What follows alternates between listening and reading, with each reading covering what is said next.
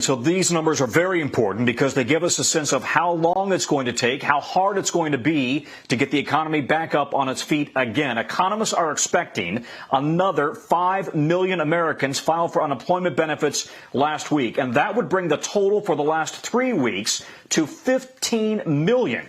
Those numbers are both record-breaking and heartbreaking because each one of those is somebody who has lost his or her job. Unemployment offices have been overwhelmed with people seeking help. Congress has already approved unemployment benefits for 39 weeks with an additional $600 per week, but the checks have been slow to roll out. Meanwhile, the president is asking Congress for even more money for the new Paycheck Protection Program, which provides loans to small businesses if they agree to keep their employees on staff. I'm asking Congress to pass additional funding for this program this week as soon as possible. And I think we have a pretty good understanding with the Democrats. Hopefully it's going to be bipartisan.